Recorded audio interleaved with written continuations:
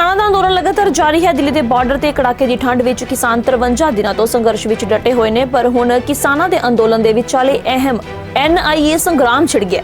दस दईए कि किसान अंदोलन नाल जुड़े कई लोगों को नोटिस भेजा गया। दीप सिद्धू, खालसा एड, बलदेव सिरसा दे सने 40 लोगों को SFJ दे नाल जुड़े केस दे विच NIA ने नोटिस भेजा। NIA दे नोटिस ते विवाद भख गया। हालांकि किसानों ने दो टुक कह दिता है कि NIA दे अगे कोई भी पेशी नहीं होवेगा। NIA वालों एक तो बाद एक नोटिस भेजे जा रहे हैं। खालसा एड नूं भी NIA ने नोटिस भेजा है। खालसा एड इंडिया की टीम नूं नोटिस भेजा गया है। डायरैक्टर अमरप्रीत सने कई मैंबरां नूं नोटिस भेजा है। कईयां तो NIA पुछगिछ कर चुकी है, पर उन्होंने कहा कि असीं जांच दे विच पूरा सहयोग करांगे। जदों तो ये आर्डीनेंस आए सी जून तो उदों तो लैके जिहड़ा असीं ये सारा इन्हां कानूनां दा विरोध करदे आ। पहलां आर्डीनेंस जदों इन्हां ने लिआंदे उन्हां दा विरोध कीता, उस तो बाद कानून बनाए गए, बिल पास होए, उदों तो लैके विरोध कर रहे हैं। और दिल्ली के उत्ते खास करके मैं दसना चाहांगा कि मेरे को वो FIR है जिहड़ी मैं थाना कुंडली दे विच जिहड़ी कुंडली थाने दे दर्ज है। आ तुसीं वेख सकदे जे कि थाना कुंडली दे विच मेरे वालों एक FIR दर्ज है 29 दसंबर 2020 ਨੂੰ एक राम प्रकाश ਨਾਂ ਦਾ आदमी है जिहदे खिलाफ मेरे वालों FIR है कि वो आदमी साडे एजीटेशन नूं किस तरह तारपीडो करना चाहुंदा सी। उन्हें बड़े सनसनीखेज खुलासे कीते सी। इहदा नाम राम प्रकाश है जी। और इहदे खिलाफ आ तुसीं जिहड़ी आ FIR वेख सकदे जी। क्या आ उस FIR दी कापी है। मिति हैगी आ 29/12/2020 ते FIR नंबर हैगा 652। राम प्रकाश दे नाम के खिलाफ आदमी के खिलाफ ये FIR है। और इस तो बगैर मैं होर भी बहुत सारे इस तरह लड़के भी फड़ाए, लड़कियां भी फड़ाइयां जिहदा थाना कुंडली दे विच रिकॉर्ड भी है। जिस करके मैं ये समझदा कि मैनू इस करके निशाना बनाया गया कि ये आदमी जिहड़ा है वो साडे खिलाफ बहुत ज़्यादा पर्देफाश साडे कर रहा है। सरकार दियां जो पॉलिसियां ने उन्हां नूं लोकां दे सामने उजागर कर रहा है। क्योंकि मैं ये गल डंके की चोट ते कह रहा कि जिहड़ी केंद्र सरकार है उस एजीटेशन नूं फेल करने वास्ते इनू लंबा लिजा रही है, ताकि लंबा जिन्ना लंबा जाएगा लोग आउणों हट जाएंगे। ये गल्लां मैं स्टेज ते कहीआं ने। तो उस तो बगैर मैं ये भी कहा कि ये लंबा चलेगा तो उहदे विच जिहड़े शरारती अंसर भेजणगे वो शरारती अंसर उत्ते कोई शरारत करनगे तो इस संघर्ष नूं जिहड़ा तारपीडो किया जाएगा। जिहदी मैं मिसाल भी दित्ती सी कि हरियाणे दे भी जाट अंदोलन नूं जिहड़ा सी वो इस तरह तारपीडो किया गया सी, जिस करके मेरे खिलाफ जिहड़ा ये साडी जिहड़ी संगत आ उन्हां दा जिवें हुक्म हुंदा फिर दोबारा शुरू करते हैं। अज आपां गल करते हैं नैशनल इन्वेस्टिगेशन एजेंसी ने जिहड़े सानूं सम्मन भेजे आ ते साडे कई बंदियां नूं सम्मन भेजे आ। कई तां जिहड़े लंगर इस देश दी टॉप इन्वेस्टिगेशन एजेंसी जदों सरकार दे मनसूबिਆਂ ते उन्हां दियां साजिशां च उन्हां दे इशारिਆਂ ते नच्चण लग जे फिर इस सिस्टम तो तुसीं की आस रख सकते हैं। हुण जिहड़ी अज दी अपनी गलबात वो सिस्टम के अगेंस्ट कर रहे हैं।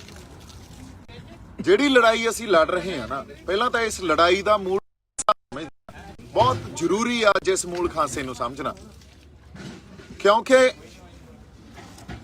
ये लड़ाई लड़ रहे हैं आपदे हक्कां दी लड़ाई असीं 1947 वेले दी लड़दे आउंदे आ।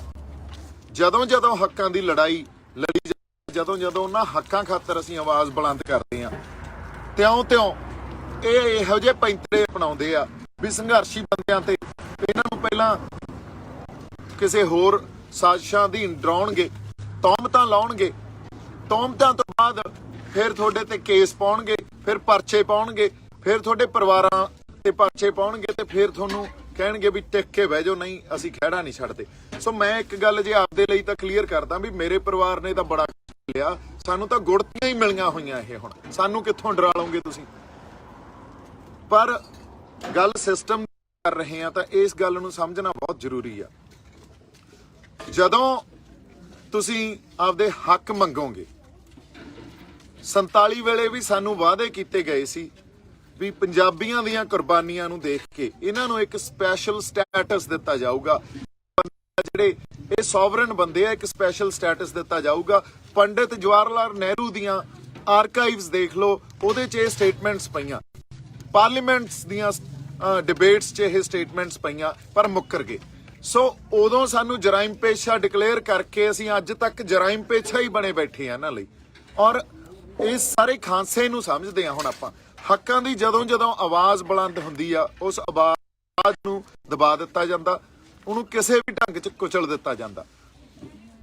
ਮੈਂ ਅੱਜ ਆਪਦੇ ਸੋਸ਼ਲ ਮੀਡੀਆ ਤੇ ਨੈਸ਼ਨਲ ਇਨਵੈਸਟੀਗੇਸ਼ਨ ਏਜੰਸੀ ਤੋਂ ਜਿਹੜਾ ਮੈਨੂੰ ਸੰਮਨ ਕੀਤਾ ਗਿਆ, ਕੱਲ ਤਾਂ ਅਸੀਂ ਚੜ੍ਹਦੀ ਕਲਾ 'ਚ, ਅਸੀਂ ਕੋਈ ਇਹਦੇ ਤੋਂ ਇਹ ਨਹੀਂ ਹੋਏ ਵੀ ਅਸੀਂ ਨਰਵਸ ਹੋ ਗਏ, ਘਬਰਾ ਗਏ, ਗੱਲ ਨਹੀਂ ਆ।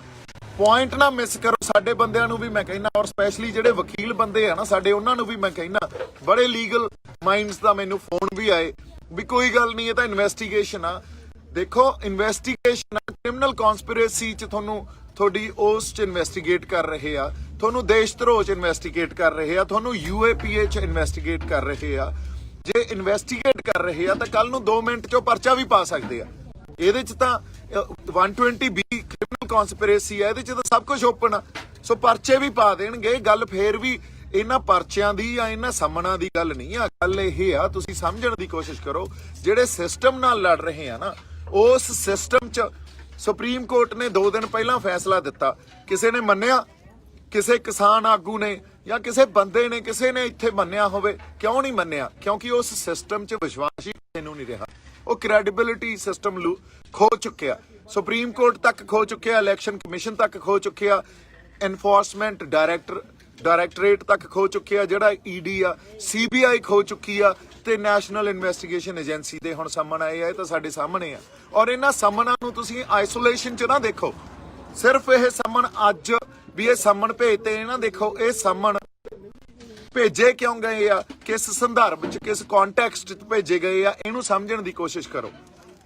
ਜਿਹੜੀਆਂ ਆਵਾਜ਼ਾਂ ਕਿਸੇ ਵੀ ਢੰਗ ਨਾਲ ਕਿਸਾਨੀ ਸੰਘਰਸ਼ 'ਚ ਆਪਦੀ ਸ਼ਮੂਲੀਅਤ ਦੇ ਰਹੀਆਂ, ਜਿਹੜੀਆਂ ਸ਼ਖਸੀਅਤਾਂ ਆਪਦੀ ਸ਼ਮੂਲੀਅਤ ਦੇ ਰਹੀਆਂ, ਇੱਥੇ ਕਰ ਰਹੀਆਂ ਆਪਦੇ ਹੱਕ ਲੈਣ ਖਾਤਰ, ਉਹਨਾਂ ਸਾਰਿਆਂ ਨੂੰ ਇਸ ਢੰਗ ਨਾਲ ਦਬਾ, ਉਹਨਾਂ ਦੇ ਪੈਂਤੜੇ ਤੁਹਾਡੇ ਐਕਤੀ ਕੰਮ ਨਹੀਂ ਆਉਣੇ।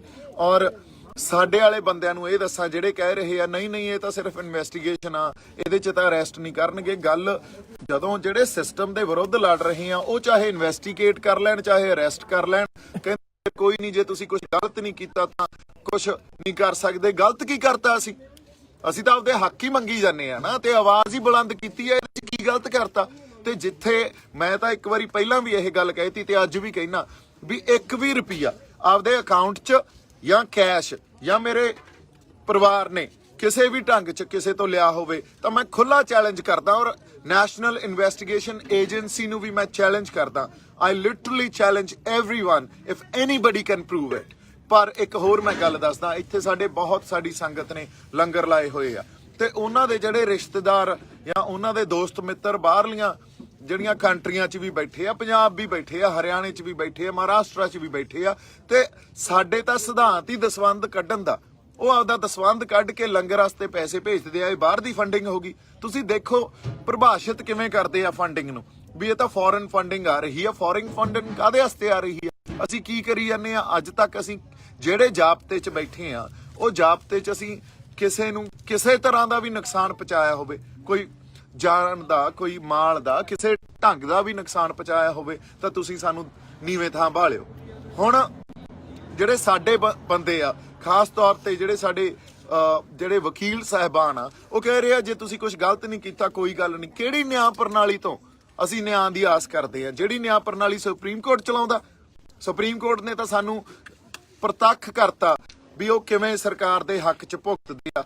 ਉਹ ਚਾਹੇ ਕਸ਼ਮੀਰ ਦਾ ਮਸਲਾ ਹੋਵੇ ਜਾਂ ਚਾਹੇ ਉਹ ਆਪਾਂ ਕਹਿ ਲਈਏ ਅਯੋਧਿਆ ਦਾ ਮਸਲਾ ਹੋਵੇ, ਚਾਹੇ ਹੁਣ ਕਿਸਾਨੀ ਸੰਘਰਸ਼ ਹੋਵੇ, ਉਹ ਤਾਂ ਸਾਨੂੰ ਪਤਾ ਨਾ। ਉਦੋਂ ਪਹਿਲਾਂ ਇੱਥੇ ਹਰਿਆਣੇ ਵਾਲਿਆਂ ਨੇ ਜਾਟ ਐਜੀਟੇਸ਼ਨ ਕੀਤੀ ਸੀ, ਉਦੋਂ ਵੀ ਪਤਾ, ਹਜੇ ਤੱਕ ਉਸ ਪਟੀਸ਼ਨ ਦੀ ਸੁਣਵਾਈ ਨਹੀਂ ਕੀਤੀ ਗਈ। ਉਹਦੇ ਤੇ ਕਮਿਸ਼ਨ ਬਾਤਾ, ਉਹ ਕਮਿਸ਼ਨ ਨੇ ਅੱਜ ਤੱਕ ਕੋਈ ਰਿਪੋਰਟ ਨਹੀਂ ਦਿੱਤੀ। ਸੋ ਸਿਸਟਮ ਆ ਜਿਹੜਾ, ਇਹਨੂੰ ਚਲਾ ਕੌਣ ਰਿਹਾ ਤੇ ਕਿਵੇਂ ਆਪਦੇ ਲਈ ਵਰਤ ਰਿਹਾ, ਹਨਾ?